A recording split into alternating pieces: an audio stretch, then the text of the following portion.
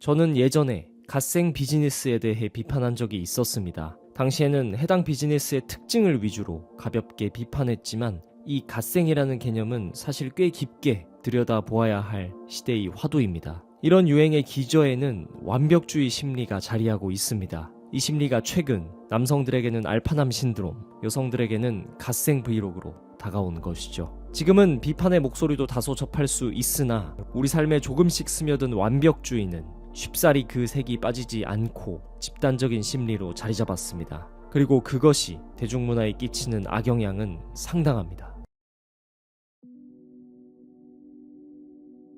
개인적 삶의 차원에서는 완벽주의가 반드시 나쁘다고 비판하기는 어려울 것입니다. 마이클 트위그와 클라리사 옹은 그들의 저서 불안한 완벽주의자를 위한 책에서 적응적 완벽주의와 부적응적 완벽주의라는 두 가지 개념을 이야기하며 전자의 긍정적인 측면에 대해 언급하고 있습니다. 적응적 완벽주의자는 성취를 위해 노력하고 긍정적인 결과물과 연결되어 있으며 고도로 생산적이면서도 탈진하지 않죠. 하지만 이는 그들도 언급하듯이 최상의 시나리오일 뿐 결국 누구나 심리적인 문제에 부딪힐 것이고 완벽주의는 많은 정신질환의 원인으로 꼽히고 있습니다. 완벽주의는 세 가지 유형으로 나뉩니다. 첫째는 자기지향적 완벽주의로 완벽해지려는 비합리적인 욕망이고, 두 번째는 사회부가적 완벽주의로 사회 환경이 나에게 많은 요구를 하고 있다는 생각입니다. 세 번째는 타인지향적 완벽주의로 타인에게 무결점을 강요하는 것이죠. 연구에 따르면 이 세 가지 유형 모두 증가해 왔으며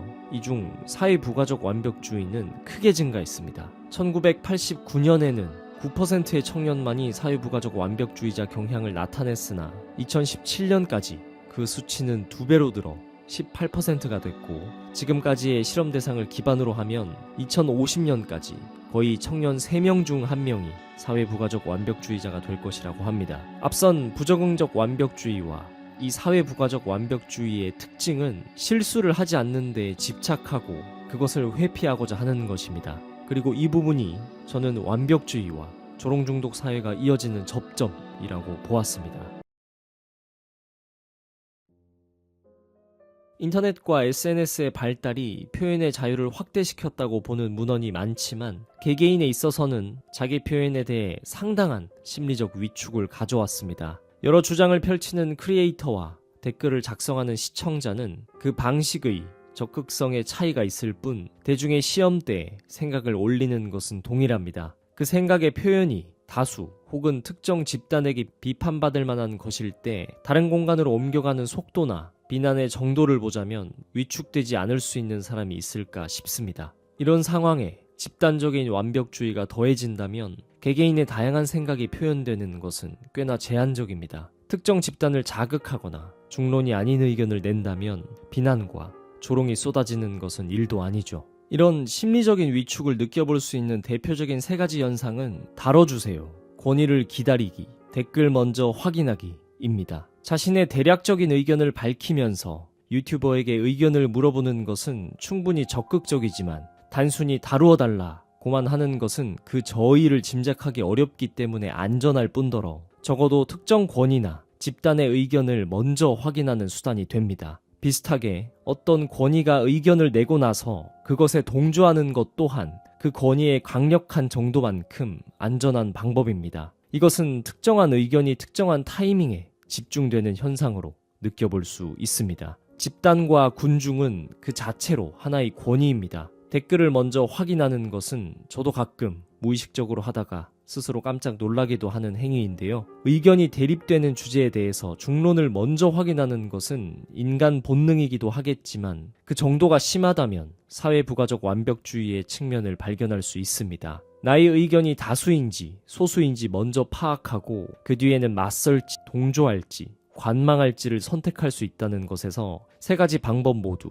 실수를 회피할 수 있는 완벽주의적 방법입니다. 그리고 이런 세태를 심화시키는 강력한 힘은 조롱중독 풍조입니다. 조롱을 빼놓고 인터넷 문화를 말할 수 없을 정도로 현재 그 풍조는 지배적입니다. 조롱은 구구절절한 비판보다 빠르고 재밌고 여러 의미에서 강력합니다. 하지만 앞서 살펴보았듯 그 의견을 표현하려는 사람의 입장에서 조롱은 상당한 위협입니다. 당사자가 아닐 때 접했던 수많은 조롱은 내 행동에도 그 가능성을 염두에 두게 하고 지나친 자기검열로 이어집니다. 즉, 지속적인 조롱의 노출이 완벽주의를 심화시키는 것이죠. 저는 이전에 이런 조롱 중독 풍조가 성공학에 대한 비판적 사고를 저해할 수 있음을 짚었습니다. 제가 도무지 이해할 수 없던 것은 스스로 혹은 서로 비판적 사고를 검열하는 것이었습니다. 조금이라도 부족함이 있다면 누군가를 비판할 자격이 되지 않는다는 식의 가치관인 것이죠. 완벽이란 본질적으로 도달할 수 없는 것이기에 비판은 결국 오만한 행위로 치부될 수밖에 없습니다. 표현과 비판의 자유는 누구에게나 주어지는 것임에도 불구하고 자격에 대해 조롱하는 것의 감정적 효과는 강력하기 때문에 이런 오류가 종종 벌어지곤 합니다. 일례로 어떤 성공학 강사를 비판하는 자에게 그래서 그 사람보다 부자냐는 식으로 조롱하여 비판을 무력화시키려는 시도나 나보단 나으니까 일단 듣자는 식으로 삶을 단편화하여 줄 세운 뒤 스스로 패배주의적 조롱을 하는 것을 들 수 있습니다. 타인이든 자신이든 완벽주의라는 잣대를 들이대고 조롱이라는 도구를 활용하여 그 행위를 저지하는 것이죠. 그런 것이 반복된다면 그 영향은 사고 자체에까지 뻗어나갈 것입니다. 자신의 생각을 거침없이 표현하고 온갖 토론이 펼쳐지는 것이 사실 이상적임에도 불구하고 집단 완벽주의 하에서 개인은 타인과 스스로에 의한 조롱을 피하기 위해서 자신의 생각을 표현하면서 겪어야 할 지당한 반대와 고군분투를 군중 속에 묻어버리고 권위나 중론에 그것을 전가하면서 소극적 주체로 살아가게 됩니다. 그것에 비해 자신의 생각을 정리하고 정제하여 표현하고 주장하고 설득하는 글쓰기는 느리고 재미없고 두렵습니다. 이런 세태를 보다 보면 완벽주의는 곧 패배주의가 아닌가 라는 의문을 가지지 않을 수 없습니다. 양극단이라는 것은 일반적으로 접점이 있기도 하고 집단적으로 완벽을 추구한다는 것은 완벽이 아닌 이상 조롱의 여지가 있다는 것이며 그것은 집단적인 냉소로 이어지기 때문입니다. 도대체 어디서부터 어떻게 잘못된 것일까요? 힌트를 얻어볼 만한 부분을 하나 짚어보겠습니다.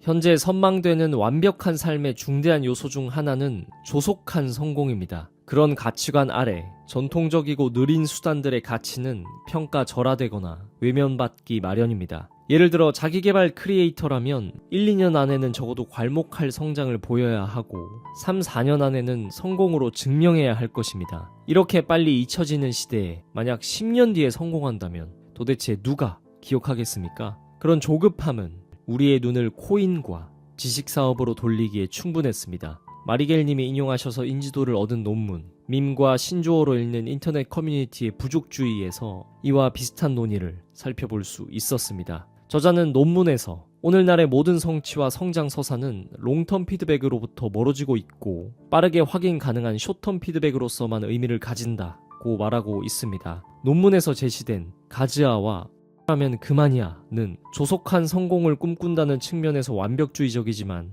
그것이 어려워진다면 삶을 통째로 부정한다는 측면에서는 한편으로 패배적입니다. 인터넷 사용자는 두 개의 파도에 번갈아 휩쓸리며 자신을 잃어갑니다. 인터넷에서는 의뢰 완벽을 달성한 인터넷 공간 바깥의 인물을 설정해두고 논의가 진행되는 집단에 대한 조소를 보이는 경우가 있습니다. 그 집단에는 발화자도 당연히 포함되기 때문에 조소는 당연히 자조이기도 합니다. 하지만 지향점으로 설정된 인물 또한 완벽하지 않고 완벽이란 도달할 수 없는 것인 만큼 이런 풍조화에서는 어떤 삶이든지 언제나 조롱당할 수 있으며 집단적인 냉소를 벗어나기 어렵습니다. 완벽주의로 인해 집단적인 동조가 일어난 후 빼놓을 수 없는 현상은 편가르기입니다. 편이 갈려 대립되는 현상을 집단 극화라는 개념으로 바라볼 수 있는데요. 서강대학교 나은영 교수는 이런 집단 극화에 대해 흥미로운 내용을 논문에서 다루고 있습니다. 첫째로 집단 극화 현상은 뉴미디어 상황에서 더 강화되어 나타나고 이미 소속 집단이나 편견을 가지고 정보를 접하는 경우 그 성향은 심화됩니다. 집단 동조로 인해 특정 사안에 대해 유사한 견해를 가진 익명의 개인들이 모인 커뮤니티는 하나의 소속 집단으로 기능하고 익명성으로 인해 오직 해당 이슈에 대해 비슷한 생각을 가졌다는 점만이 강조되어 집단적 정체성을 형성하게 됩니다. 여기에 특정 대상에 대한 팬심이라는 것이 더해진다면 집단적 정체성이 강화되는 것은 말할 것도 없겠습니다. 설상가상으로 우리가 접하는 알고리즘이라는 것은 자신의 의견에 부합하는 온라인 콘텐츠에 선택적으로 노출되는 것을 도와주고, 이는 사람들의 의견을 더 극화시킵니다. 물론 집단 극화를 유발하는 것이 환경적 요인만 있는 것은 아닙니다. 군중은 각 개인으로 이루어져 있는 만큼 개인적인 요인도 작용할 텐데, 인용한 연구에서 흥미로운 부분은 본인의 생각이 반드시 인정받아야 한다고 생각하는 등의 비합리적 신념은 극화를 심화시켰다는 것입니다. 그리고 과도한 인정 욕구는 개인적 차원에서 완벽주의의 요소로 충분히 포함시킬 수 있습니다. 집단 극화 현상이 완벽주의의 폐해를 심화시키기도 하지만 완벽주의의 요소가 집단 극화를 심화시키기도 하는 것이죠. 개인적으로 자기개발 업계에서 이런 집단 극화를 느꼈던 사례는 조금이라도 동기부여나 자기성장 등의 개념에 비판적인 의견을 개진하는 것이 곧장 패배주의, 열등감 등으로 치부되는 것이었습니다. 지나친 긍정성을 갖지 않는 것이 논리적으로 지나친 부정성을 의미하는 것이 아님에도 집단적으로 극화된 사고를 하는 사람에게 설득은 통하지 않았습니다. 저는 그들의 모종의 나르시시즘을 보이며 자신들의 가치관을 좇지 않는 사람을 가만히 누워있는 사람, 아무것도 안 하는 사람 등으로 묘사하는 것이 도무지 이해하기 어려웠던 것이죠. 굳이 바람직한 모습을 그려보자면 특정한 인물, 사안, 학문 등에 대해 그것을 전부 부정하거나 전부 긍정하는 것 이외에도 다양한 의견이 스펙트럼으로서 존재하는 것이라 하겠습니다.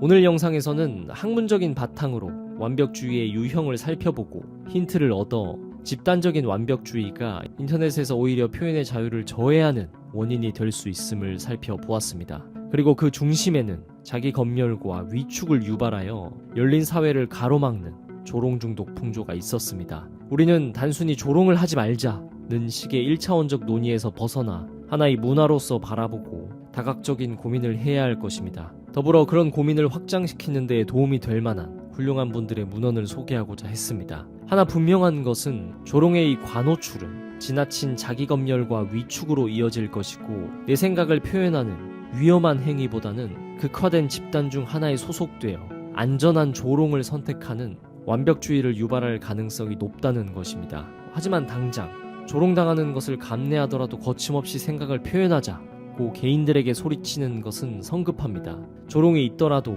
인터넷 내 여러 집단은 문화적 에너지를 가진 만큼 긍정적인 측면도 있는 등 고려할 요인이 많습니다. 서울대학교 행복연구센터장 최인철 교수는 이 괴물을 제거하는 완벽한 해법을 즉시 만들어야 한다고 기대한다면 그 역시 완벽주의가 만들어낸 조급증이다 라며 세상을 강자와 약자, 성공과 실패로 나누지 않고 배우는 자와 배우지 않는 자로 나누겠다는 강력한 자기선언이 필요할 때다고 하였습니다.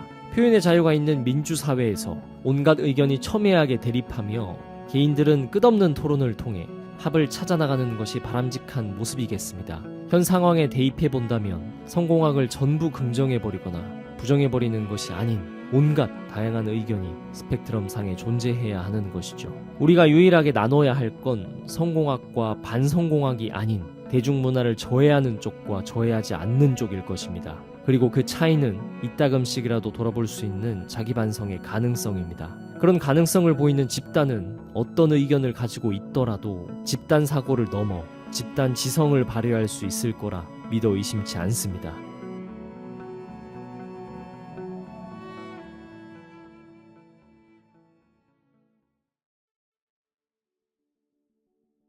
안녕하세요. 동기부여 뒤집기입니다. 채널 개편 사항에 대해 말씀드립니다. 아쉽지만 라이브는 잠정 중단하고자 합니다. 저는 비판은 꽤 잘 받아들이는 편인데 집착은 받아들이기가 어렵습니다. 라이브 전체를 녹화한 뒤에 문장을 하나하나 뜯어가며 조롱 및 비난하는 경우가 있었고, 제가 집착할 만한 대상도 아닌데 그런 행위를 하는 사람이 있다는 것이 이해하기 어려웠습니다. 구독자분들과 소통하는 것은 너무 큰 즐거움이고 필요한 일인데 진심으로 봐주시는 분들과 소통할 수 있는 방안에 대해 고민해보고 빠른 시일 내에 다시 진행할 수 있도록 해보겠습니다. 앞으로 콘텐츠 업로드는 비정기적으로 진행하고자 합니다. 기존에는 공지하진 않았지만 적어도 일주일에 한 편 정도는 올렸는데 마음속의 마감 기한을 지키느라 퀄리티와 타협한 적이 많습니다. 퀄리티를 좀 더 높이고 싶은 욕심이 있고 양을 좇는 것을 1년 정도 해보았으니 다시 질을 좇아보고자 합니다. 물론 다작이 명작이라는 개인적인 가치관은 여전합니다. 그 주기가 전반적으로 길어질 뿐이지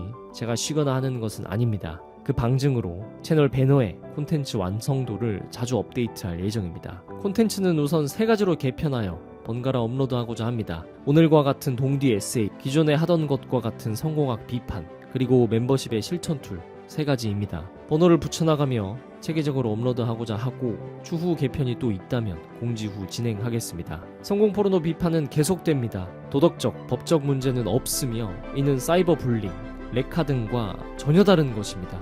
건전한 비판조차 묶어서 없애려는 시도라는 것을 우리는 분명히 알아야 합니다. 성공 포르노 비판에 아주 작은 물결이라도 만든 것에 저는 너무 만족스러웠습니다. 저는 미천한 식견으로 작은 시작만 한 것이고 많은 분들이 공감해 주시어 행동하는 등 큰 역할 해주신 것 같습니다. 중대한 분기점이고 역사적인 순간이라고 생각합니다. 한낱 인간인지라 그 과정에 과오, 실수, 모순 등이 무수히 있을 것입니다. 오늘 영상의 내용처럼 자기 반성을 해나가며 발전하는 모습 보여드리겠습니다. 부족한 영상 많이 봐주셔서 감사했습니다. 고맙습니다.